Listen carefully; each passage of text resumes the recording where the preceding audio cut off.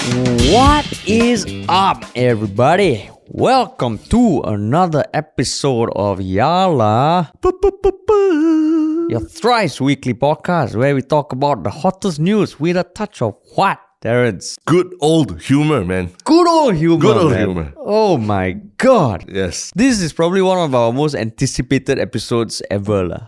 I know. Do you notice I'm wearing like whiter than white today? Oh, whiter than white. I'm wearing black. Yeah, and I'm wearing the classic Lee Kuan Yew, what Lee Kuan Yew would have worn in Parliament kind of jacket. I see. What would Lee Kuan Yew do? What will Lee Kuan Yew do? Yeah. I mean, like, it's no point even asking Terrence, how has your week been? It's no point even asking, like, oh, I was saying anything. Oh, we don't know what to talk about. Yeah. In fact, on our Reddit thread, we've been getting a lot of pings about when are we going to make an episode. Yeah. Our Reddit is on fire of late. It's on fire, yeah. It's kind of crazy. And actually, that just dovetails nicely into the plug, right? Before we jump into things, which is a lot of things, encourage everyone who's listening or watching this to jump onto Reddit, our Yalabat subreddit, and join in the discussions there. You'll find a very open-minded community of people who are, now I think some of them have even become friends amongst themselves and discussing things and sharing links and things like that. What does the subreddit mean to you? I mean, I think it's nice to see people that actively engaged, like coming to our subreddit to discuss. And I'm not gonna lie, it feels good to be desired, to be relevant. Again, no, desired. Desire. Yeah. It feels good. Like, oh, people. I think one of my favorite comments was faster lah, boy tahan liao. I'm like, okay, coming. Yeah. This is a special one. This one's a special one. Yes. And I mean, like, I'm sure you also have been dying to talk about this. Yes, definitely. And I think everyone is talking about it. We always try to hold off as long until we try and get like all sides of the issue, and then we talk about it, right? Because that's what Yalabat has fundamentally been about. Yeah, correct. But this is 17 July is one of those days that will live in infamy in Singapore history. Right. Today we are recording 19th July at 12 p.m. And I say that because sometime today the WP is going to hold a press conference. So who knows what's going to go down? But yes, to go back to that morning of 17th July, then I'm sure everybody will remember. Yeah. I would say it's even bigger than the NDP this year, or how it's shaping out to be. Correct. What? Just to recount, a short recount of how did you find out about this, or what was the sequence of info that you found out? There were rumblings. Correct. Rumblings from various sources and things like that something big was going to drop. Over the weekend, right? No, I mean, for me, it was Monday. For you? Over the weekend. Okay, Sunday, I heard through the grapevine. Monday morning, I had rumblings like, oh, Terrence, hope your voice is doing fine because you're going to have a lot to talk about. That's what I was hearing. How about you? Sunday, I heard that something was coming out. Same thing. Okay. Then also Sunday, there was the POFMAs that were announced at 9 a.m. Correct, yeah. Fucking POFMA at 9 a.m. And I was thinking, okay, this is already... Okay, definitely going to have stuff to talk about. Our week should have enough. We don't have to worry about talking about some influencer doing some dance at some religious site or something. Yeah. And then Monday morning, I was still waiting. And just so happened at 10:05, I just checked Straits Times. Yeah. And I saw that an article had been published like 10 minutes prior. Yeah. And that was the leaked video of Nicole, Seah, and Leon Perera. Yeah. So that was my first brush. For you? Same here, where the news, it came out in the news, I think Telegram or something, I saw it. And then I was like sending it to, the people who vibrated and gave me the rumblings. And everyone just they just kept quiet. Is it? Like they weren't like, oh yeah, this is it. They weren't like, they just kept quiet. Oh, I see. The people who knew of the rumblings. Yeah. So I was like, oh, then is it not this? Is this not the big problem? Because I mean, we have also skipped over last week, the whole Iswaran getting arrested. We spoke a bit. Yeah. That was very... did we speak a bit? Yeah, we spoke. Oh, okay. Yeah, so that was... It's still very early stages. It feels like 2 years ago, right? Yeah, but it does feel like ancient history compared to after 17 July, what happened, right?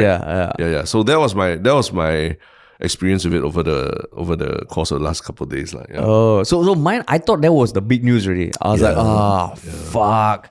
Of course, if there was something to be leaked now, it would be like a few weeks after the whole ride out gate. Yeah. Of course. this would come now. Why? Then I was like, shit, how is this happening? And that was about 10 to about 11 plus lah. Yeah. Correct. Then, how do you find out about the next bombshell news that came out? I think by then there was a lot of chatter in some WhatsApp groups that I'm in about, all this. So then that piece of news came out and it, that shook off the world, so to speak. And that piece of news being? Our Speaker of Parliament, Mr. Dear fucking populist himself. Anti-fucking populist. He's not the fucking populist, dude. Yeah, correct. Sorry. Mr. Speaker of the Parliament, ex-Speaker of the Parliament, Chuan-Jin, at that point, now has stepped down. And alongside him, another MP, Cheng from Tampines GRC, has also resigned. Cheng Li Hui, sorry. Cheng Li Han is like Cheng Li Hui. Yeah, has also stepped down from Parliament, and the PM, published their resignation letters and his response to their resignation letters as well. Yes, correct. Yeah. So when I saw that, I was like, oh, why are they resigning? So initially I thought, like probably most people, that Tan Chuan-Jin was resigning because of the hot mic incident. Yeah. But then there was Cheng Li Hui, and then you look at their apology or like resignation letters. Hers was quite short. Yes. Tan Chuan-Jin's was a bit longer. Yeah, hers was like really like I just woke out a bit and then shit, like, something happened. Fuck. Shit, just okay lah. Quickly draft something up and send it. It was like his Facebook apology for the hot mic lah. Yeah, very shorter, but even shorter. Yeah, right? shorter. Then Tan Chuan-Jin's one was a bit more like, hey, why God? He hurt his family. And additionally hurt his family or hurt his family even more or something like that. Hurt his family, and like it just felt like there's something. And then because they resigned together, then I think it was never said explicitly, right? It just said improper conduct. Impropriety, right? Yeah. So then of course you join the dots, you're like, fuck, is this another affair? Yeah, in the same day, right? A few hours, no. Yeah. Few hours, and this was already after a very tumultuous few weeks, lah. Yes. Right. So then again, in my mind was like, and I'm sure a lot of people were thinking, oh, that's why the WP video got leaked because this was coming out. So it's like, you fucked up. No, like we fucked up. We're like, okay, we got to find out something that you fucked up also. Yeah. Everyone fucks up together. Everyone fucks up. You fuck up, I fuck up, we fuck up. Yeah. And then it felt like, oh shit. Was it like a very planned thing lah? Then by the end of course, I don't know whether anyone did any work that day, if they were in the office. And then by the end of that day itself, PM Lee gave his unscheduled press conference. Which apparently is a big deal, right? I don't think the PM just calls for press conferences like that. Usually there's some advance notice. Yeah. But this one's completely unscheduled. Yeah. And it was like 17 minutes long. Yeah. It was like a 10-minute address followed by questions. Yeah. And then there was, when the WP video came out, the Nicole, Seah and Leon Perera video came out, WP immediately said they're looking into it. Yeah. Then the PAP, Tan Chuan-Jin and Cheng Li Hui resignation came out, then PM Lee gave his conference. Then because the WP felt like there was some gap, I know there were rumors circulating that, is it an AI video? Yeah. Is it the hand here? Then I did hear a few people, even myself, I was like, actually the top half and the bottom half a bit blurry. Yeah. Then is it even really them, or is it deep fakes or something? Yeah, that's why. Because the resolution is also not the best. But that was circulating lah. Yeah. Then and yesterday, the WP announced that they are going to be holding a press conference today. Yeah. Which is the 19th, and there was a late night meeting at their HQ on Monday evening, right? Monday evening, yes, with all the big guns Yes. Loh Tia Kiang also come back. From retirement, man. Back from retirement. Back in black. And Nicole, Seah and Leon Perera were not there 13 out of 15 of the Central Executive Committee. Basically the main leadership body. Right? Yeah, which is where Pritam is the Secretary General, Sylvia Lim is the chair, and all, Gerald Giam, He Ting Ru and all that, all were there. Yeah.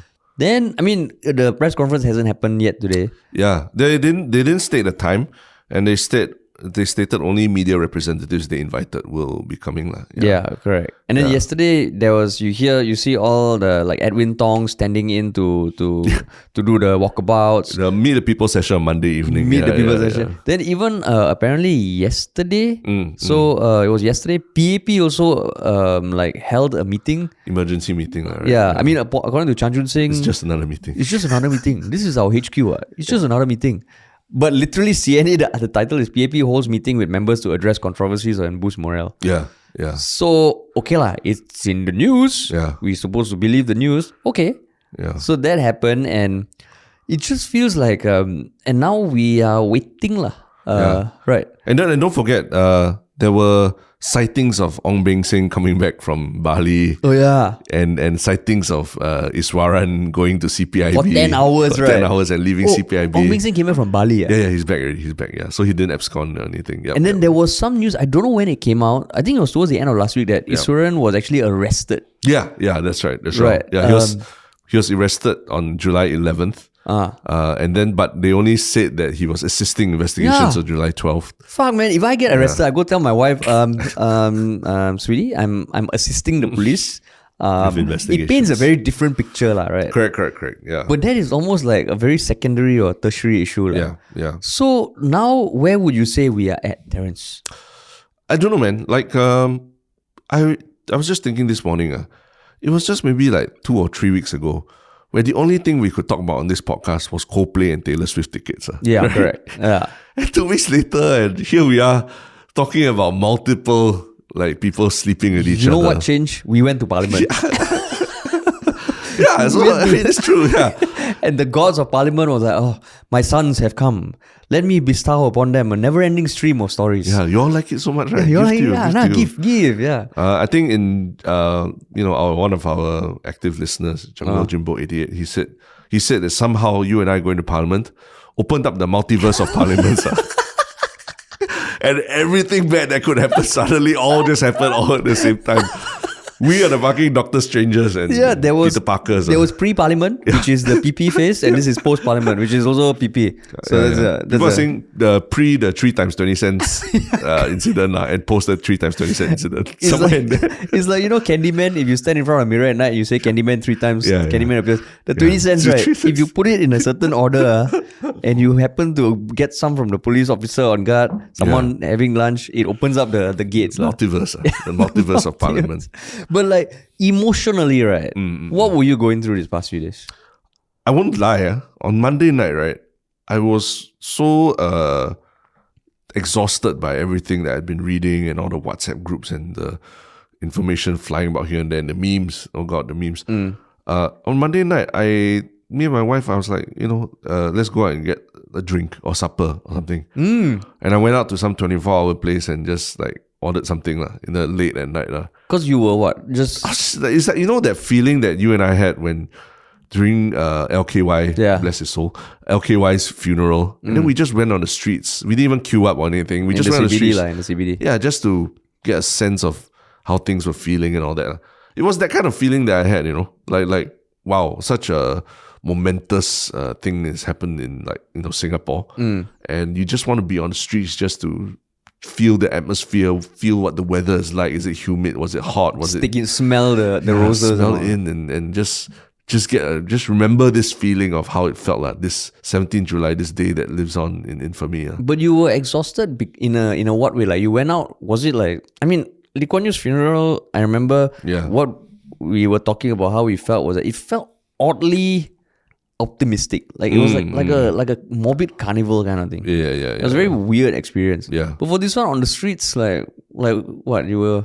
There's nothing on the streets. No, but I think the morale is it? The morale and what are people talking about? And really the place I went to get food, there were like 3 or 4 people sitting inside this really small place, and they were talking about a fast gate. They were talking about cheating and all these things that have come up because of what we're talking about here.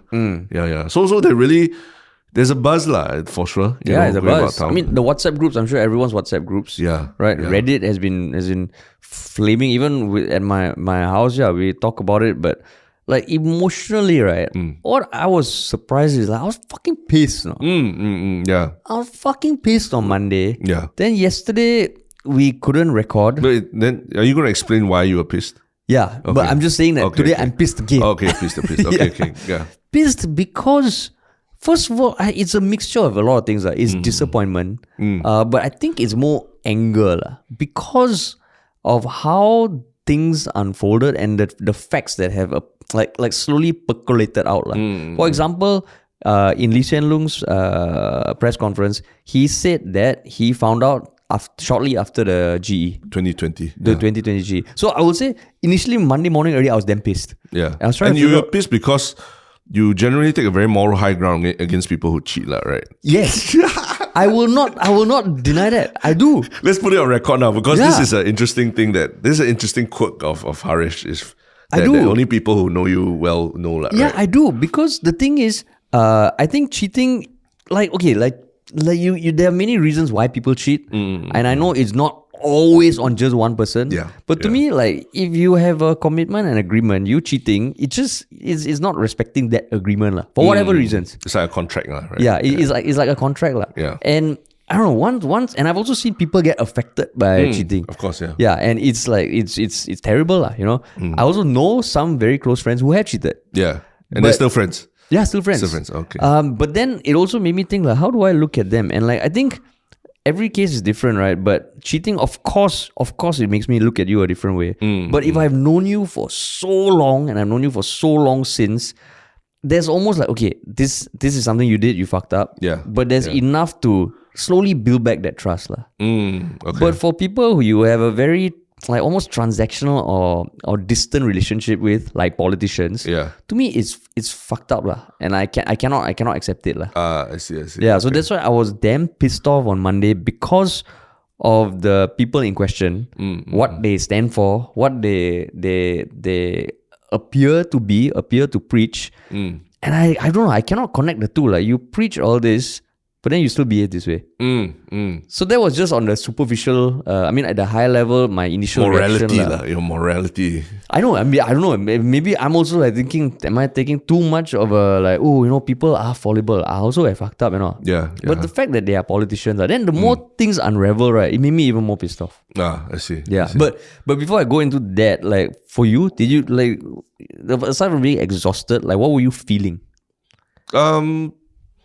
Yeah, I think I think there's a feeling of disappointment and since Adele concerts are part of the whole discussion with Iswaran and going to Adele concert and all that, I think if anything that describes what Lee Kuan Yew is doing right now is rolling in the deep. He's rolling in his grave, right? And I mean, we laugh about it, but Low Tia Kiang, this general of the Workers' Party, of the opposition for the longest time, coming back from retirement to attend an emergency meeting on Monday evening because two grown-ass adults with kids and family or that cannot keep their hands off each other, right? Yeah. And same for the other side also, again, perpetuating some a political crisis in some sense, and like, not saying he poor thing, but you look how tired Lee Hsien Loong look at his press conference. How tired is he? He want to ORD, also cannot ORD, Like, you can't enjoy in peace. And we were also pointing out that when he had COVID, he had to issue the press release for Right Out, right? Yeah. And that really was bad enough. This one is like, fuck, I'm 71, man. Yeah, you're 50-something, 40-something year old still want to piak, and then end up I have to come out on Monday to do this press conference. Yeah. Yeah. It's very... And so, I'm wearing this Lee Kuan Yew thing because, the question is like, what would Lee Kuan Yew have done or thought about all this, right? Yeah. And it's just like, it's kind of, and you read the sequence of events like you did. I read the sequence of events of when people found out and how long they're doing it, and the fact that they still continued their relationship years after it was found out, right? So to speak, for both sides, right? Yeah. It's like disappointing, because you run on the election platform saying that, people trust me, I'm legit, I'm Nicole Seah, I'm the young future of politics and the Workers' Party, and I, not this election, but maybe the next one, I learned from my errors and my ways, I'm a family one, blah, blah. Same thing, Leon Perera, we were there sitting opposite him when he spoke up at the Ride Out we Road were thing. like, wow, Leon this guy is solid, Solid, yeah. But, he can't keep his hands off like one of his own party members. Allegedly, right? Yeah. And in the video we saw it. Yeah. And Tan Chuan-Jin also, like rising star of the 4G leadership at one point. Maybe stalled a bit because of going to Speaker of Parliament and all. But still, prominent, very respected, right, by his constituents and everything. And he was the previous minister for social and family development. Yeah. and manpower Yeah. and everything.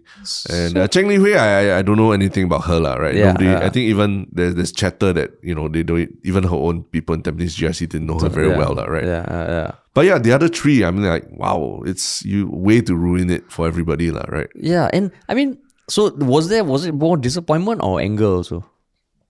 Yeah, so maybe that's where I differ from you slightly, like the anger. Wow, I'm fucking angry, man. The anger.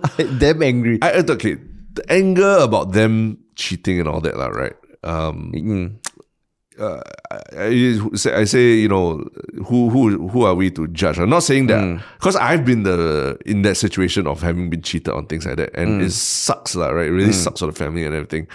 But those personal indiscretion I feel it's very difficult for people to just, well, for whatever reasons, and I can give some anecdotes about why I think that way, lah. But I think that aside, like, so the anger I feel about the morality of them cheating or that is not as probably not as intense as yours, lah. So to clarify, my anger, right, after I dissected it, I remember Monday eating breakfast, eating my bread, I was like, what the fuck am I so angry?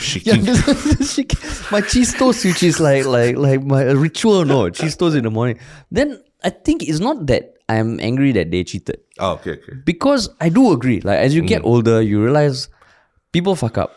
I still disagree with cheating. Of course. But I'm not saying that, I will never cheat. Who the fuck knows? What I'm more angry about is the fact that the positions they hold in society. Yeah. And the fact that it could,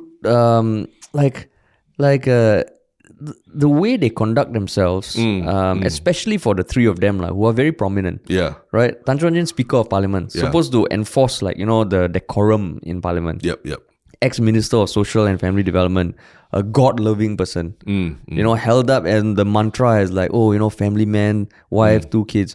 Leon Perera and Nicole Seah, they really symbolize a lot of people's hopes, for a credible opposition party. Yeah. And to do it so brazenly, over a long period of time, it blows my mind. It's amateurish, right? It's amateurish. Yeah. Even for people who want to cheat, like, it's so amateurish. So then everything we've been saying about the parliament, about the PAP ministers, sometimes they are disconnected. Yeah. They almost feel they can do whatever they want. Yeah. Now the opposition also. Yeah. It's crazy. And it feels like, particularly because of their position, because I've also thought, okay, like, does it matter what people do in their personal lives versus their professional lives? And I'm pretty sure a lot of people are talking about that, right? On one hand, I can see the argument that, okay, what you do in your personal life, if you still do a great job at your work, it shouldn't matter. Yeah. But I think because they're politicians, and they're even referred to in articles as lawmakers, right? Means that you are almost trusting them to fight for what is supposedly right and wrong, good and bad. Yeah. And remember, the arguments or the debates and everything that people have had about 377A and the importance of family values and the nuclear family, all that. Yeah. It's just 10 times worse than whatever you talk about in 377A. That's why you have kids. Yeah. Like Cheng Li-Hui is not married, right? She's not married. Okay, So cut her some slack there. Yeah, little slack. Home wrecker, but cut her some slack on that. Little slack. But for Tan Chuan-Jin, who already, like, not the most well liked, or at least that's for me. And his recent hot mic incident didn't help. But this one, somehow, his apology letter, it felt like, the hot mic thing is like the reason for resignation. But then, I don't know, I feel more disappointed with Nicole Seah and Leon Perera. Also because I met them Oh, yes. on a CNA shoot in 2021. Yes. And that was the first time I met her. He was there as well. Ooh. Because he oversees media. Right? Oh, yeah, true. Right. That's what we know on paper, right? Yeah, and then off camera, I was talking to Nicole Seah. She was telling me she's pregnant, and like just what it means to be a mom and like balancing that with politics. And then every time I see like the opposition leaders, like when we went to parliament, you see them, you're like, wow, fuck. It's really an uphill battle, but they continue to fight. Yeah. And you almost want to trust them. So I almost feel cheated. Yeah. You bought into the Kool-Aid that these are bastions of morality and goodness and everything. That's why. No, I can fuck up. You cannot. You cannot, You cannot. Yeah, they cannot. And then the more it came out there, with even PM Lee knowing in 2020, shortly after the election. And seems like Workers' Party Supposedly, allegedly. they knew about it in 2021. Yeah. So it's like 2 years, 3 years, Because of the disgruntled ex-driver of Leon Perera. Which also, you watch the video, you're like, oh my God. I never thought the day would come in Singapore where we have to have an 80-year-old informant with his voice changed, sitting in a dark room, talking about a politician who fired him for raising his personal issues to his party. No, I thought he got fired because he didn't know how to use a GPS. Allegedly, because he didn't know how to use a GPS. I'm like, huh? In 2021, people still use GPS devices. And he said, right, I'm 80, so what? I still know how to use GPS. Yeah. So even that one, you look, only Asia one had the intel on that. But it seems like, okay, there could be more to it. Yeah. Can I just say that it is quite some of note, right? That all the salacious details of both affairs, right? Both alleged affairs, there's so much more detail on the Workers' Party side. There's that video of them holding hands. There's the details of them going on rendezvous at St. Regis Hotel. There's details of Leon Perera going Arana Hotel or something. Or going back to pick her up from the Workers' Party HQ and all that. Correct.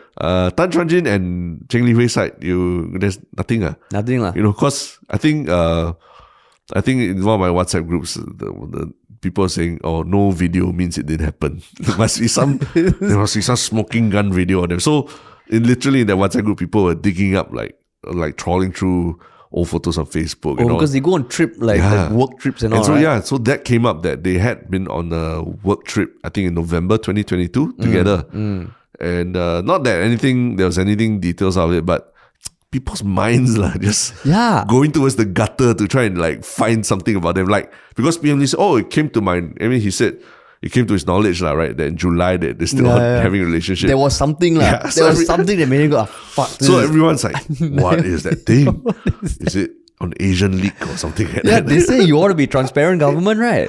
Be transparent. Be transparent, So then, in the absence of anything like that, in my mind also I was thinking, is it like, just the dirty talk also is like, Mr. Speaker, you don't speak now, that kind of shit that happens. And I was also thinking part of the messages or requests that we have gotten from some leaders, give them time to heal, And I honestly don't feel bad making fun of them. For their families, yes. Oh, yeah. Yeah, like families, I really pity all their families. Especially the kids. The kids. But for each of them, right, I have no qualms just taking the mickey out of whatever's happening. Because it's ridiculous. And then when you see PM Lee's conference, for the 10 minutes he was talking, he kind of laid out the timeline that 2020 he knew, he counseled them. Then in February, he spoke to them again and he was made aware that the relationship is still going on. Yeah. So by his account, Tan Chuan-Jin already decided to resign then. But it's taken 5-6 months for the processes in place for handover. Yeah. Which sounds a bit weird. And the hot mic thing was not the thing that tipped it over the edge, because he did say that this would have come to light eventually. Yeah. And he did also say on record that it is not possible or acceptable for a Speaker of Parliament to have a relationship with the MP. Yeah, your impartiality gets questioned. Yeah. Right? But then, Tan Chuan-Jin became Speaker of Parliament in 2017. So, if he found out in 2020, what happened between 2020 and now? Yeah, correct. And this was something, that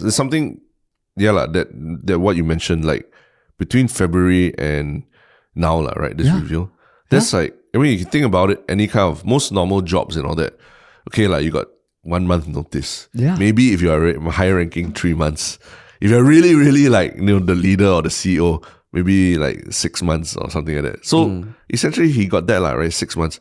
But don't forget, the 6 months as Speaker of Parliament, his salary is $550,000 a year, So that is serving notice for that period, right? That he supposedly resigned. 3 million.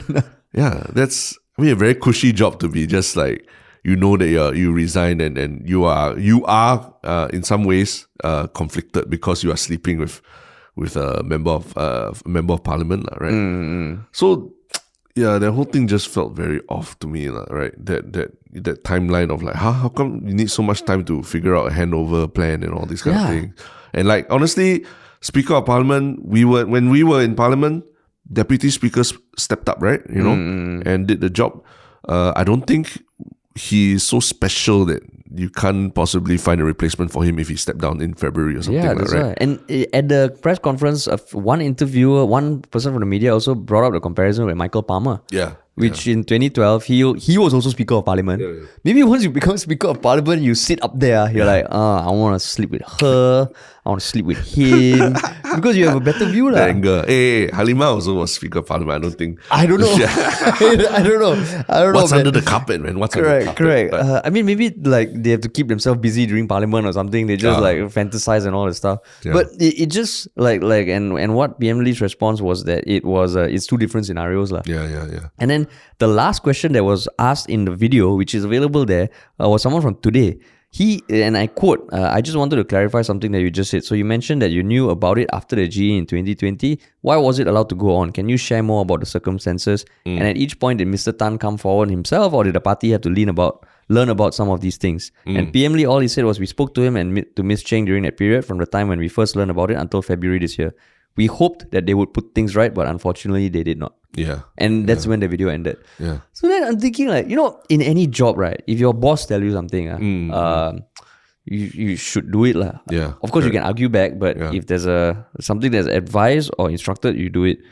This is not just any boss, no. Yeah. This is the boss of all bosses. To counsel you, It's the boss of Singapore, no. Yeah. And 3 years later, you're like, no, I don't want. I don't want. I still do. I don't want. I still do. I don't. The more you tell me to not do, the more I do.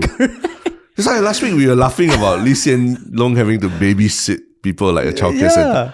I'm like, this is exactly it. I don't want. I like her. She like me. Then we go out lah. What about your family? Think about your family. I don't know. I don't know. I take care of them. Yeah. I can do whatever they want. So this one is my problem. Okay, stop. You got to resign now. Oh my god! It just feels like what? And it doesn't paint a good light on the PAP also. Yeah. Right. Because who knows what the WP conference is gonna comprise. In some way, watching PM Lee is almost like a rule book, a playbook of what to do and what not to do. Yeah. But watching it, and so my emotions was half anger but half sadness. Sadness for? Like the state of like Singapore politics. Yeah. Because it's so easy to make fun of other countries. Yeah. And I won't deny, at the back of my head, however much I criticize our government and all, there's still that feeling that, we haven't like descended into gutter politics. Then when there was that video that came out at 10 a.m., then the article that came out at like 12:30 p.m., I was like, oh my God. Yeah. It doesn't paint a good light. Yeah. But what do you say to the people who say, you think this is bad? Come on, look at what's going on in other countries, even nearby countries and all that. It's 10 times worse. This kind of whatever like affair or relationship. At least they're not like pedophiles or paying for prostitutes or anything like that, right? What do you think about that? So I would ask them out for dinner and bring them to a place where the food is shit. And if they complain, I'm like, wait, why? People in other countries don't even have food, no? Yeah. You shut the fuck up and you eat lah. Yeah. Because that is the same thing, right? Like why are we comparing ourselves to others when we ourselves know the standards that the PAP have set over the years? Yeah. Right? Have you had anyone tell you that? I mean, I've seen it a bit online, right?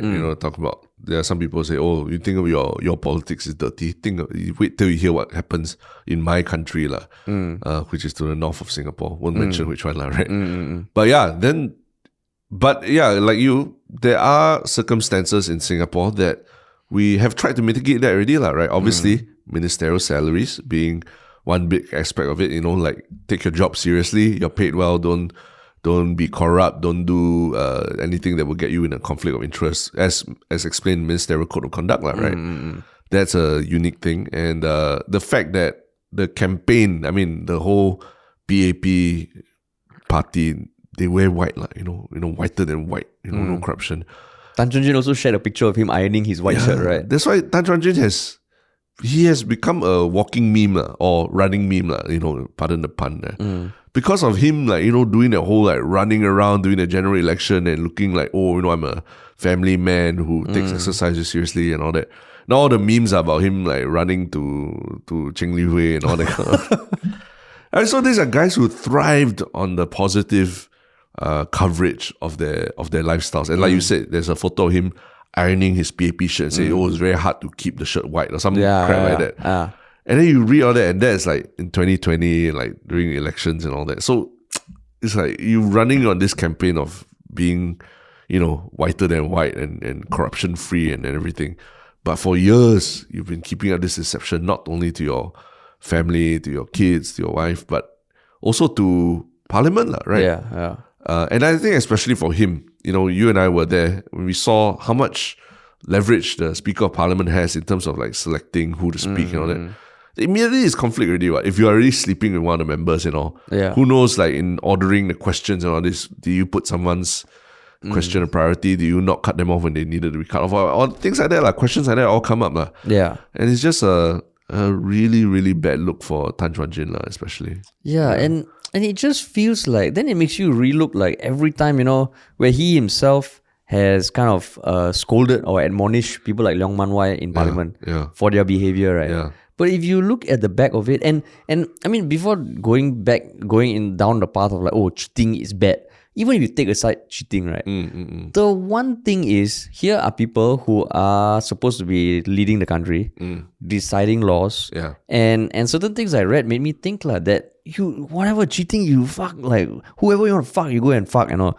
But the fact that you can cheat outside of a commitment or be lured or seduced by temptation, right? Makes you a liability for our government. Correct, yeah. Yeah, and when you say liability, you mean like you can be blackmailed, you can be, all these things can happen, right? Yeah, and the funny thing is, like all these government love scams, don't fall for scam, don't fall for love, Then you look at this here, people in what society still defines and what they some of them preach the nucleus of society, the nuclear family. But you are being seduced by something outside of your agreement. Yeah. Then if you cannot blackmail, then you whatever cheating is, it almost feels like it's a weak link for our leadership. You compromise our leadership. Yeah. And when you look at it that way, then it becomes almost a bit more clear. It removes the morality out of it. If you're doing something in secret, if the PM tells you to do something, and you still don't, and you don't do it, you make our country vulnerable. Yeah. And then it becomes a lot more clear like, shit, like this is not so much about the act of cheating at all. Like if people know that you can be seduced, like politics is dirty right? Then it becomes a thing like, it just makes you question their competence. Right. And so we're talking about everything that happened in Parliament. Don't forget, Tan Chuan-Jin also is the president of SNOC, or was the president of SNOC. And we've talked about this a lot of times, right? Where SNOC is the one that has been judging So Ryong a lot for his conduct.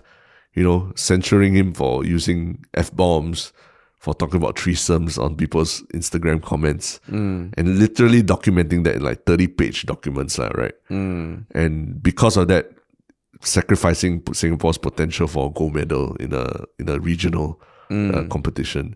And now you see that, the president of this organization has obviously not lived up to those higher standards that they are expecting of the athletes, right? And it just pisses you off, right? That this is, how can this person have come to this, gotten to this level, lived on this reputation of being whiter than white and all that. And then now all the cards have fallen and basically he's just retreated into society. It almost feels like it's an easy way out for him, you know, right?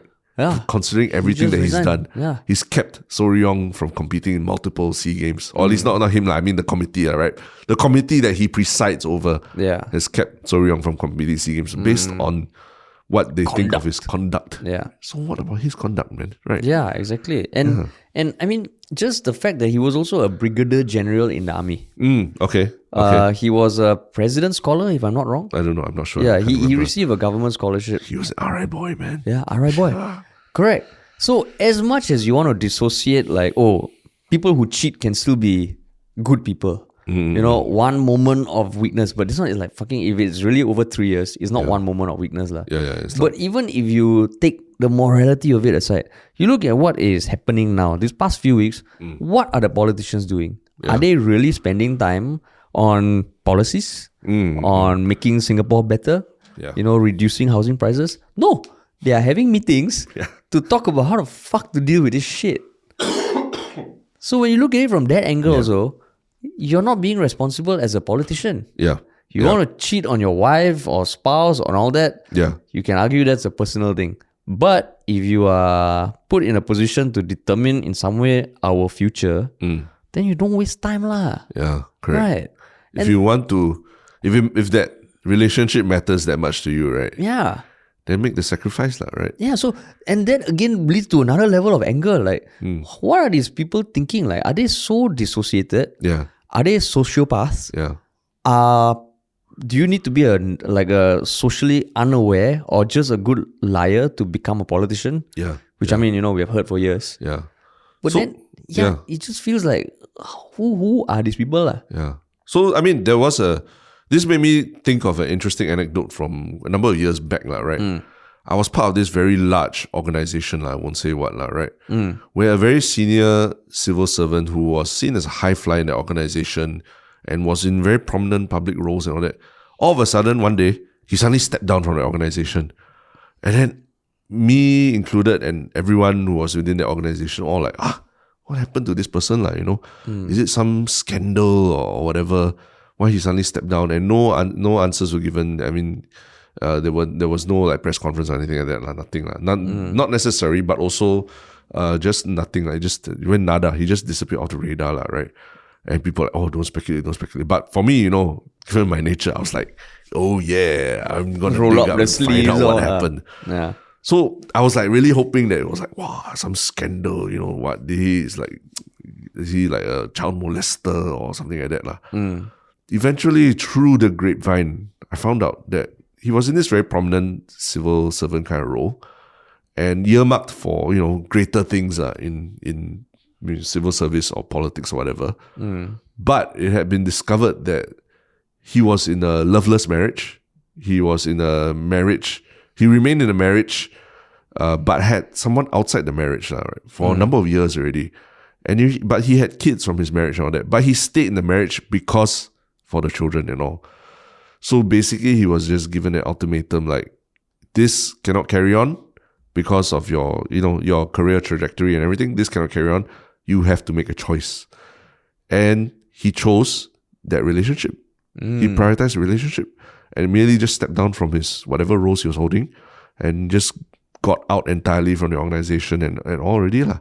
And then, from me initially rubbing my hands in glee saying, oh, what scandal is, I actually turned around and thought, oh my God, I actually respect the guy now because he saw that there's basically a red pill or blue pill is a binary choice lah. Either I choose love or I choose my career and everything lah.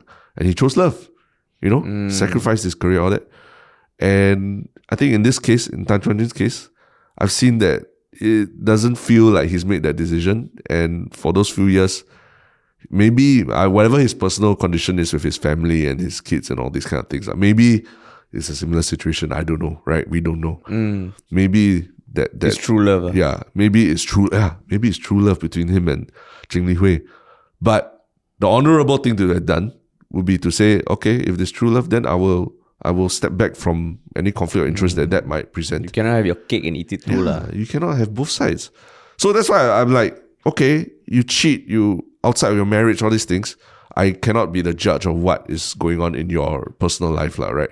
But what you do from there, there's still a point where you can say, I'm going to do the right thing, right? And that person that I'm talking about from the past, he did the right thing. I actually walked away thinking, okay, I respect him for having made that choice and standing by it so strongly that he'll sacrifice so much. But in this case, I've not seen it from Tan Chuan-Jin, obviously. Yeah. And I mean, we still don't know what's going to happen with Nicole, Seah and Leon Perera. Yeah. The only thing we're sure is that he was forced to resign, right? Oh, Tan Chuan-Jin. Yeah. It's not that he was... It's like Lee Hsien Loong had to step in and then force him to resign, right? Yeah. So it tells me that, okay, then this guy was, like you said, trying to have his cake and eat it as well. But what you say is true lah. Maybe these are instances of pure love. Yeah. Cannot help it. Is that the Jack and Rose of Parliament? It's like a K-pop drama. They cannot help it. Cannot help it. And who are we to come in between them? Yeah. Right. Yeah. I would still say you all fuck off away from Parliament. Fuck You off all away from Parliament. fuck off away from Parliament. Yeah. You all go do whatever you want outside of Parliament. But if you want us to respect the institution of Parliament like you preach, you want us to respect the Speaker of the House, we bow to you, no? Yeah. We bow to Tan Chuan-Jin. No, we didn't. We bowed to the Deputy Speaker. Yeah, Chris D'Souza. But everyone bows to the Speaker, right? Yeah, correct. Then, yeah, so, but like what you said about the love thing, yeah, but then you kind of weigh, that means in some way also, if it was ever threatened, like his love is priority. Not to say that's a bad thing, but when you're in a position that you can potentially decide the fate of millions, right? Yeah. Probably not the best thing. So going back to my friend example, let's say people I know who have cheated. Yeah. I can still love them as friends. I can still be good friends with them. Yeah. But if there was one person to lead a mission to go extract something from like a zombie cave or something, or like my life, I would be like, okay, I've known you 10 years since then. Okay, still can. But if it just happened, I also would be like, okay, is there no one else? Is there no one else? Yeah. Because it just affects the perception of it. Yeah. So in this case, it just feels like, it's anger inducing, it's sad, it's disappointing, and you just feel cheated. Yeah. And Chuan-Jin, I think Tan Chuan-Jin, if taking the Jack and Rose from Titanic, the movie example, when Leonardo DiCaprio told his character, told Kate Winslet's character, Jack told Rose, I'll never let go. He meant that he won't let her go, right? Not that he won't let the seat go. but in this don't case, hold on to that piece of wood. It's not a piece of wood. You hold on to the person. So, but in this case, it seemed like he was holding on to the speaker's seat more than he was holding on to that relationship, or like trying to hold on to both at the same time, which is not right, Yeah, and I mean, I remember also when Tan Chuan-Jin was made Speaker of the House, there was talk that he was potentially in line for contesting for PM. Yeah. And normally the Speaker of the House, it's a position that is it's still a leadership position. Yeah. But the main contenders for PM tend to be given like the Minister of Finance role and all that. Yeah. I remember that talk, but I was like, okay, he's still up there, Yeah. But slowly over the years, then it makes you think like he's gone rogue, almost. Almost, I can't be PM. Fuck it, I'm gonna fuck anyone I want. Fuck it, man. Oh, is it? Oh, PM. Okay. Yeah. I will stop the relationship. Okay. Never mind. Carry on. On time, on target. Carry on. Then it also brings up another thing that we preached briefly just now. Cheng Li Hui is the only one who's not married. So is being involved in an extramarital affair as wrong as being in a relationship and having an extramarital affair? I mean, if you really want to put on a scale, it's not as bad as the person who's in that family or relationship already. So did you ever think like, hey, actually, why must she resign? I mean, not so much for, not so much for her, right? But the permutations went in my head that, Leon Perera is an MP. Nicole Seah is not an MP, but she's part of the Workers' Party leadership. Yeah. Does Nicole Seah really need to resign from this? Because she's a, younger member of the party and everything. So that was the permutation I had. I think the problem with Tan Chuan-Jin and Cheng Li Hui is that there is a working relationship between them, right?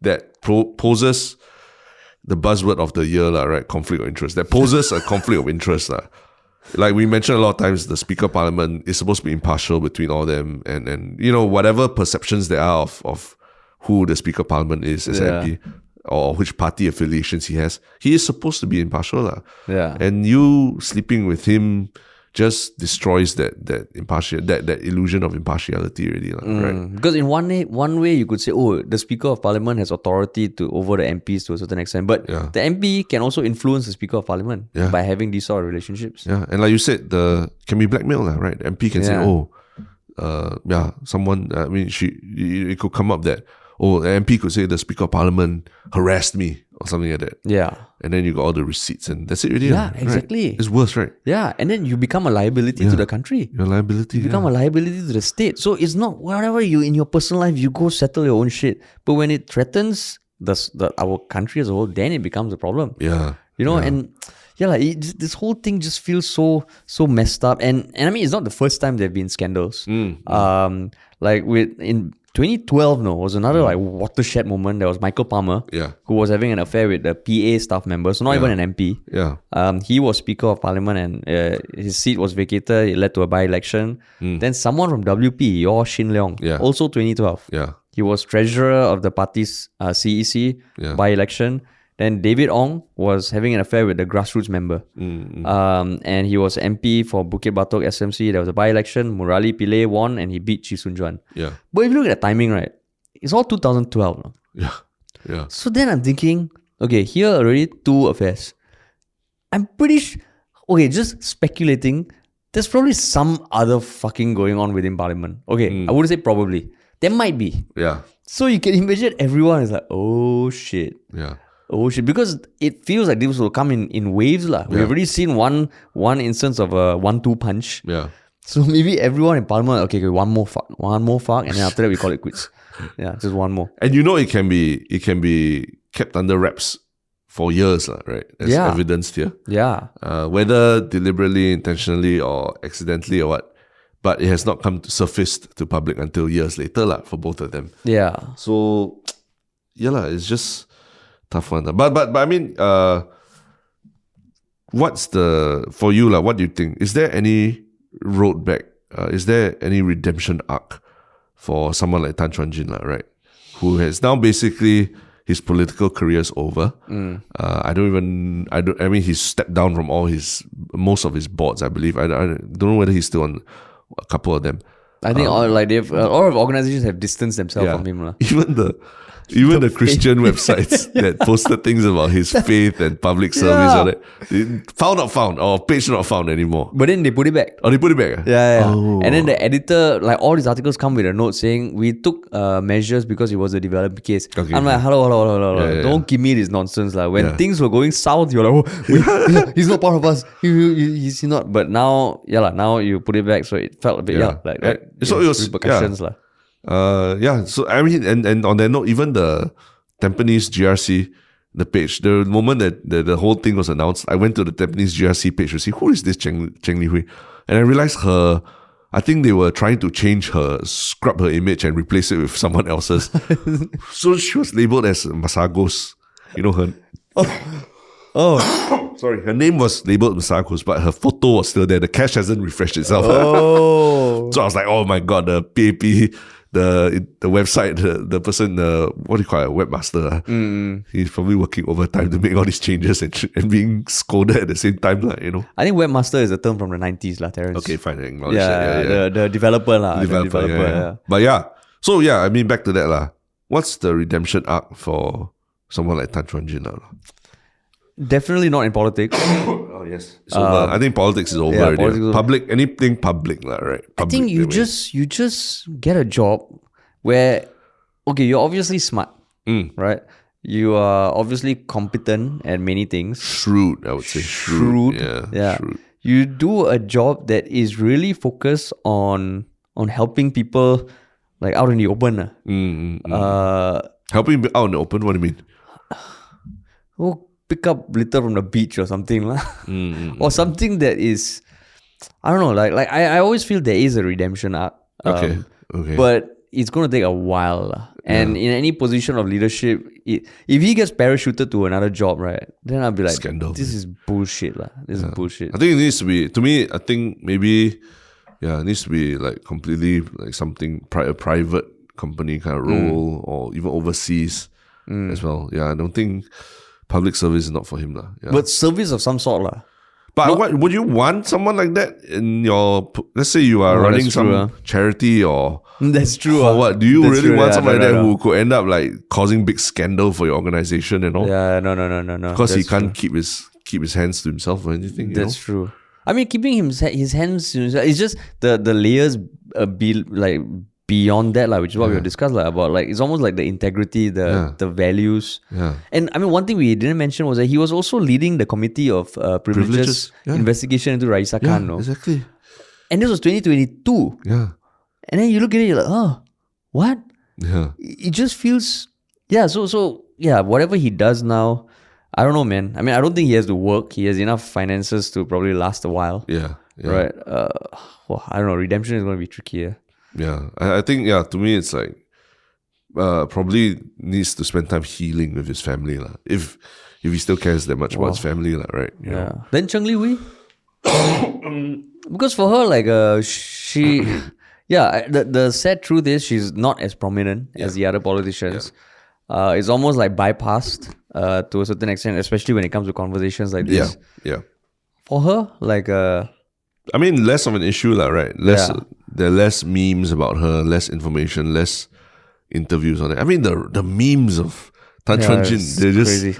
I don't know how many you see. I've seen so many that just he set himself up basically for this kind of thing to happen. With all of the kind of posts that he did and all this, you're setting yourself up So it's wow, what a fall from grace, man. But do you think like it's something that is easily forgotten, or how much, even if it's your personal perspective, does it taint your image of like PAP as a whole or politics as a whole? WP right now, we still don't know the actions that are going to be taken. Yeah. But overall. No, I think the bigger thing for me, it makes me question the whole system itself in some ways, right? I think it's warranting. Then it makes you question that whole thinking of like high ministerial salaries preventing corruption. Is that true now that we know what? Now that we know that there's been some shenanigans going on, right? Or at least allegedly going on. Okay, fine. Then the next thing is about what are the processes in place, right? When you discover some impropriety between, or very, very clear conflict of interest between party members and things like that. What are the processes in place to prevent something like this from happening? And like you said, compromising the security of or at least compromising the integrity of the whole parliament and setting themselves up for blackmail and stuff like that, right? So again, it's to me, like thinking about the ride out road thing we talked about is all the questions about processes and all these things. I think it makes me even question these things even more when even though these are matters of the heart and infidelity and cheating on that, but it makes me question what are the processes that these institutions have in place when shit like that happens. So I would urge PM Lee to be very more clear and really lay out like, okay, these are the facts and why it took so long to do something about it, or for him to resign and all that, right? Right now, and that's what people are hoping for and expecting from Workers' Party also, because it's even more damning for them, where it seems like all the leadership is very clear that they even have video evidence of the relationship going on since 2021. And they don't have the leverage that PAP has as a majority government. Yeah, right? correct. But like what you said, the transparency thing, like these kind of things, they compound. You fuck up once, okay, you fuck up twice, it makes your first fuck up look worse. And I totally agree with you that now you look back, you're like, oh, just like how PM Lee counseled Tan Chuan-Jin and Chen Ling-Hui 2020, 2023, they're still carrying on. When Shanmugam went to SMTO and asked for his counsel, was it also like, Shan, I tell you, you don't do this. Then Shanmugam was like, I don't want. I'll do it. Then it becomes like, okay, so there are laws, but is this kind of like, how when one of your friends does something annoying, you don't clamp down because what you're doing is not wrong. It's just like, okay, don't do it. Is that the kind of freedom they are afforded? Yeah, exactly. Which then it makes you feel like, hey, but then, like, how does that balance with everything else you preach? And the unfortunate reality of being a public figure is people do watch. Yeah. Exactly. But being a public figure comes with a lot of perks. So you kind of need to balance that if you want to be in politics. Yeah, correct. And I don't know, man. I think now probably the winner out of this is people like Leong Man Wai. He's probably like, oh, Seah Sui, you all scold me. I tell I'm not going to answer speaker, you all scold me. Now you see. You see what's happening. Don't forget, Indrani is slated to talk about the hot mic incident. To scold Tan Chuan-Jin, right? I don't know scold what, but she's going to address it in the next parliament sitting, or that's what she's supposed to do. But will Tan Chuan-Jin even be there? He won't, right? Yeah. Because PM Lee is going to give a ministerial statement and he's going to appoint the next Speaker of Parliament. Yeah, he has to. Yeah. So then even that moment that we're waiting for, where Indrani will have to kind of tell the Speaker, yo, what you did was not cool. Yeah. It's not going to happen. Yeah. Another winner I also thought of is, So Ryong. Oh, yeah. You think about the microcosm of what the SEA Games was. Remember when he won the silver medal, but he won public opinion because he handed the cup to the winner? Yeah. This one also, he's not representing us in the Asian Games. He lost that battle. But I think he won the war. Won the war. He won the war against SNOC. And his social media posts you read also, I'm like, oh. He's enjoying it. He's enjoying it. Solid. Yeah. Like you show compassion, but we all know what you're thinking. So even if he doesn't go Asian Games, he's won the war. So good for Ryong for staying. It's a marathon right? It's a marathon and he's run the distance. And now he's that close to the finishing line already. Yeah. So it's just like at this point, I don't even know what to make of it. There's a lot of talk about how the PAP should, or both parties actually, the rigor to which they must do these investigations. It's true. Like now people are looking at both of them like, is this a joke? Now for the past few days, it's been entertaining. Yeah. Right? But I think once the entertainment fades off, it just feels like, what the hell is this? Like there's so many issues to deal with. Correct, yeah. Inflation, rising prices, housing, aging population. But then the past few days is just this. Yeah. And what to add the thing about institutional processes, one of the things I read was like, if now we've lost so many MPs for whatever reason, and then now they're saying, oh, someone else from the GRC will just take over them. That makes people question, then do we really need that many MPs? If their roles can so easily be doubled up by someone else. So I think there's a video on Straits Times about asking residents about how do you feel about Marine Parade residents about Chuan-Jin? And then you see the video of poor Edwin Tong and poor Janil. Having to go to an MPS that evening. Then I'm thinking in the head they're probably like, fuck, this guy want to piak, then I have to go and double up and go and do 2 MPS instead of 1. Like go there at 9 p.m. after my previous MPS.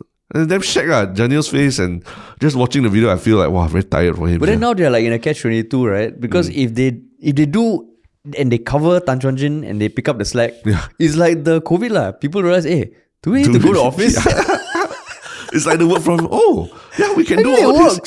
It works. It works actually. In fact, now with less people having to make decisions, it's more efficient and all. Yeah. From Speaker of Parliament, I got upgraded to Edwin Tong, who's like the minister. Yeah. And everything. So it just feels like, wow, this is a shit show and probably the next week or a few weeks there's going to be more shit shows. Because there's going to be the outcome of WP. Yes. Then there's going to be the outcome of the CPIB probe into Iswaran and Ong Beng Seng. Over the past few days, there have also been POFMAS issued to Kenneth Jayaratnam, one Facebook member, and Jom. And Jom is challenging it. So, oh my God. The Pandora's box of Parliament. Correct, yeah. But 1st August, we have to be in Parliament. Yes. And make sure to bring your coins as well. Yeah, coins. But I feel like it's going to be an explosive session. And I don't think it'll be as sleepy as the last one we went to where only 15 people turned up. I have this feeling a lot more people are going to turn up. Full-on gallery. Everyone come with their 3 times 20 cents. Yeah. I don't want to take credit for it, but it seems like a lot of people within our subreddit also are like...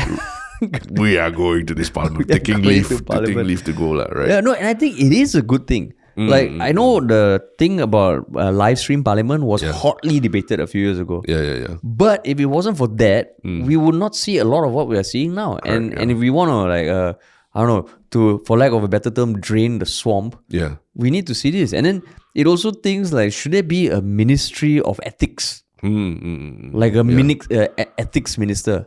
And the way we select the minister for ethics is not through voting within parliament. You get all the candidates, put them on Pulau Ubin. Go through a year of torture and shit. And we choose the person who has the best character and code of conduct. Minister of Ethics. And then you turn that into a reality TV show, which will fund the whole thing. But you put them on an island, then what if they end up That's why then fuck shit. Piak, and then how? Yeah, then Even bigger problem. Was whole press conference again. You're like shit. And then this one probably because you got video cameras all around, you will catch it somehow. That is true. That is true. That's the thing, like we all work in private sector and all that. Don't shit where you eat, or don't eat where you shit, right?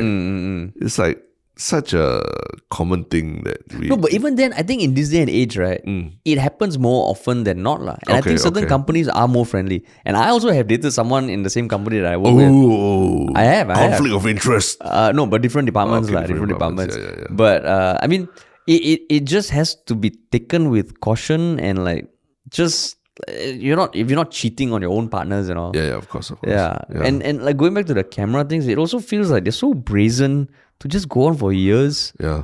And I don't know, and then again it speaks of their competency as a politician. Like you so blindly trust the people around you to keep this big ass secret. Yeah. It's a house of cards, right? It's just one goes down, that's it really. Yeah. So, and then I mean, I guess one thing we also learned is that if you want to have secret meetups with your your mistress or your some an unmarried person or what, St. Regis right? St. Regis seems to be the choice, the place of choice right? St. Regis. Yeah. I mean, like, I think as you get older also, you realize that cheating and adultery happens a lot more than you think. Yeah. So I won't be surprised if establishments like this, they have the adultery suite. Yeah. Like no windows. Like you take different lifts and you end up in the same room. Yeah. Just it speaks to the clientele of people who are maybe powerful enough to afford that. Yeah. And it's a different segment. Yeah. Wow. Like Ashley Madison, right? Correct, a whole e-commerce business spawned out of adultery. Yeah. I won't be surprised. Speaking of Ashley Madison, there have been calls I've been seeing on Hardware Zone. People are saying you should unban Ashley Madison now, because Ashley Madison was banned in Singapore, right, for being detrimental to the nuclear family, the idea of nuclear family. Yeah.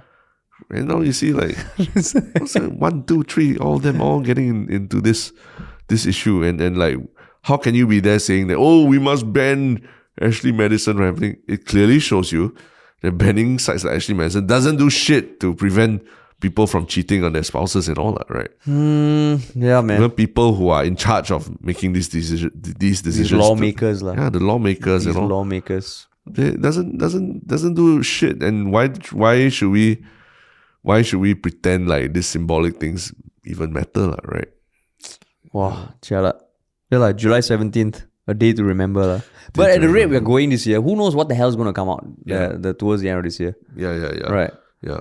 But I mean, how do you feel about I mean, it's nice that like you said, it's nice to be wanted, right? How do you feel about everyone like, you're so excited to hear what you have to say about this and but and all that Pressure, yeah. Got pressure, yeah. And also like in some way like very heartened that we do feel some sort of gap. Like the thing about being desired, I mean, stroke ego and all, but it feels like okay like if we are kind of like I feel like my emotions have been a roller coaster the past few days. And I am struggling to kind of sometimes deal with it. Even today I left the house, I was just damn pissed because I was reading it.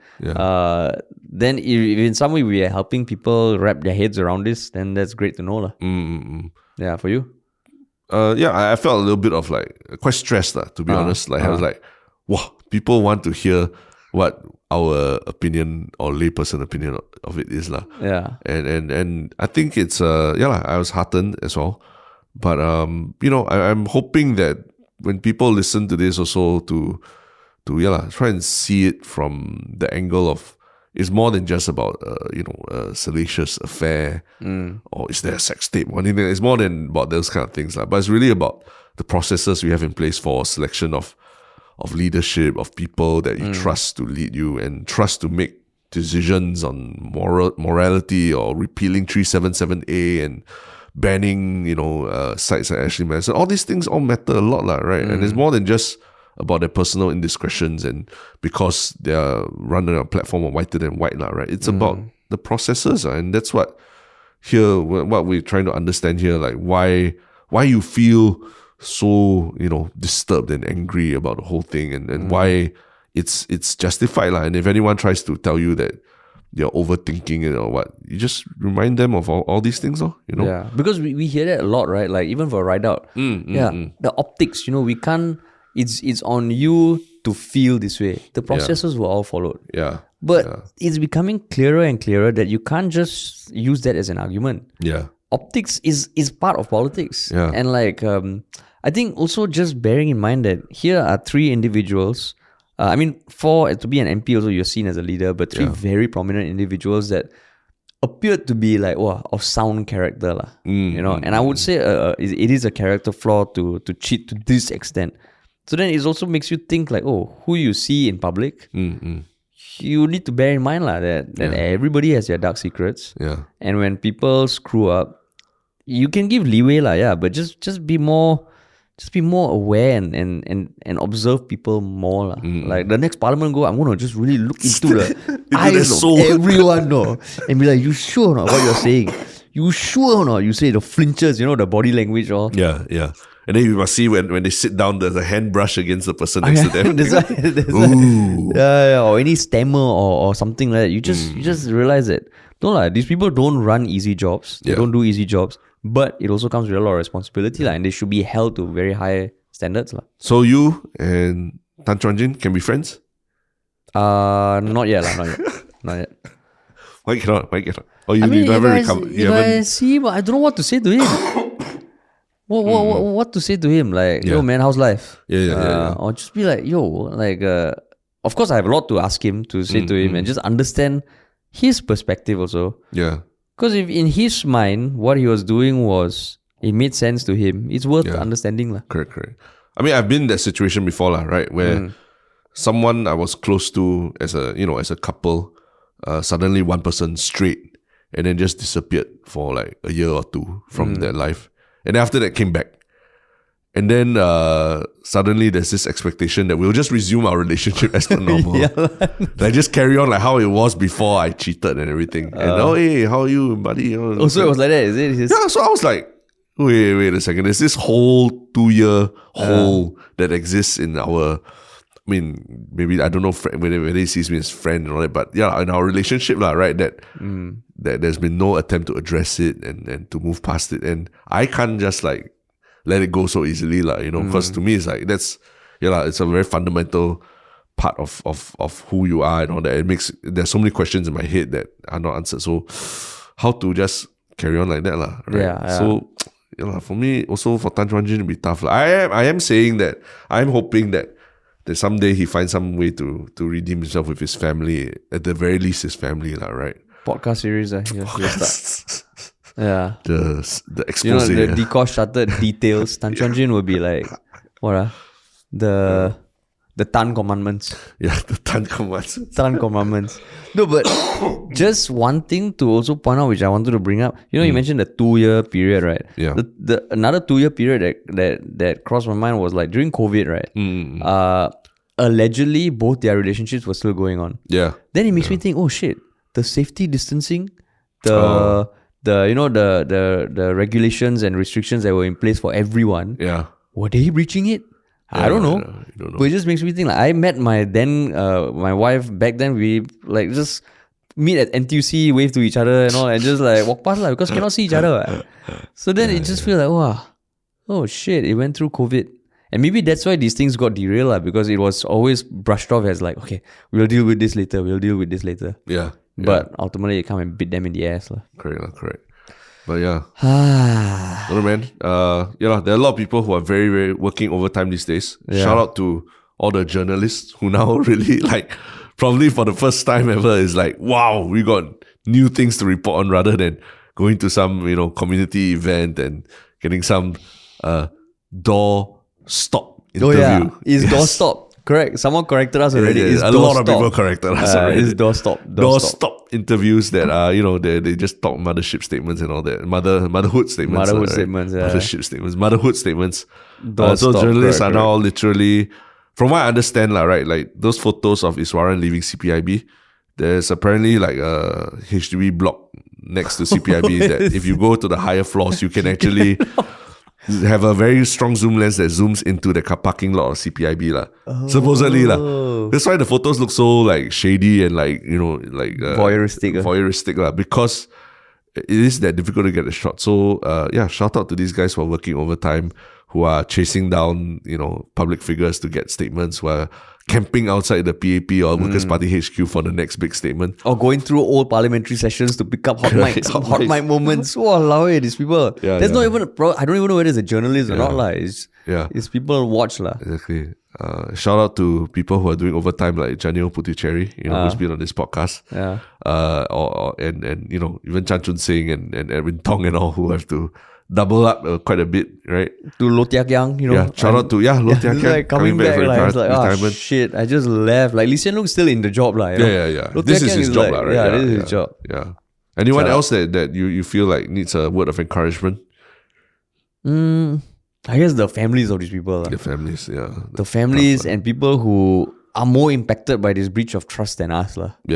It's just fucked up lah. It's just damn sad. It's very sad lah, right? Yeah. It's damn sad. Because I can imagine a partner of a politician, already you are having to take care of everything else in the household that they don't have the time for lah. Correct, yeah.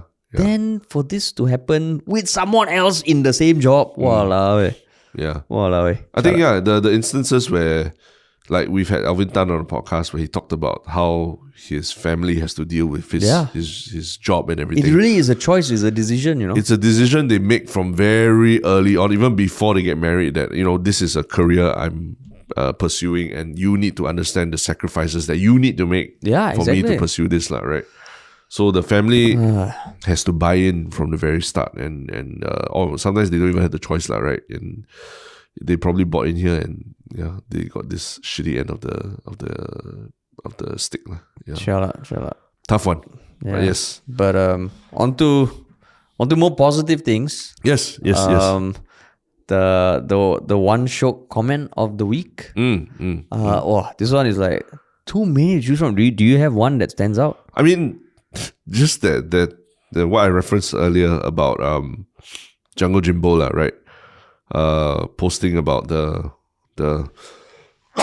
excuse me, Jungle Jimbo posting about how it's like Yala Butt's visit to Parliament triggered a Doctor Strange-esque multiverse domino series, and somehow that was damn funny lah. I thought that was like hilarious because I did not expect that going to Parliament one time and then after that it'd be like I'll be like, oh, okay, I'll go once, and then after that for the rest of the year I'm like, okay, maybe the next election I'll maybe something was unlocked. Something was unlocked. That was like it's basically like Coldplay, Taylor Swift, and now the next Parliament sitting. Everyone's vying to go now. It's almost like you see in movies when like the Power Rangers, put their hands together, or like they get this broken coin that when you put together, some shit happens. Those 3 times 30 cents somehow. And Kenneth Jayarana was sitting behind us also, right? Yeah. So it was that Trinity come together like. Yeah, something happened. Something happened. So it's funny that Jungle Jimbo pointed that out. Yeah. But yes. My one Shiok comment, I mean, amidst a lot of the comments that came in from people who haven't written also, so shout out to everyone who commented, but the one that really made me laugh was the one by Remdesivir 2020, the one I mentioned just now, faster please, buay tahan liao. So I just thought that, it felt like a and I could use another joint Shiok comment is from FCWT. Now whenever there is a political scandal, my first thought would be looking forward to the next Yala Butt podcast. Oh, that means a lot, man. Yeah, that means a lot. But awesome. And I'm sure we'll have more to talk about this future episodes as well. Confirm. Yeah. All right, the one Shiok thing, man. Yes. My one Shiok thing is a pretty funny video by the right wing commentator Ben Shapiro, where he talks about Disney's newest live action remake of a classic animation show. So the series in question is actually excuse me. Whoa. The show in question is Snow White and the Seven Dwarfs. And apparently some photos from the production have come out. And the funny thing is that Ben Shapiro is saying that it shouldn't be called Snow White and the Seven Dwarfs anymore. It should be it should be one Hispanic lady and 7 racially diverse tall people. So that tells you a lot about how Disney has taken the PC, the whole PC woke thing to another level with a beloved story of Snow White and the Seven Dwarfs. So yeah, it's a very funny video. I mean, whether you agree with him or not, but it's just, we're at an interesting time in society. Yeah. Wow. Yeah. So my one Shiok thing is one of the shining lights of the past week. It is Shanti Perera. Oh yes, at the Asian Games. So I mean, she's a professional, full-time athlete in Singapore. She's been setting records throughout her life. Winning goals and medals in SEA Games. But this year, right, is fucking insane. Like, but it's not the Asian Games, right? It's the Asian Championships or something. Asian Athletics Championships. Yeah, Asian Athletic Championships. Yeah. It's not the Asian Games, but this year, she has rewritten her own records for the 100 and 200 meters multiple times. Yeah. And this past week, on 14 July, she won the 100 meters at the Asian Athletics Championships with a time of 11:20, which rewrites her national record for the 6th time in this year. Wow. And she's the first Singaporean to win a gold at the championships. It was it ended Singapore's 16-year medal drought at this meet.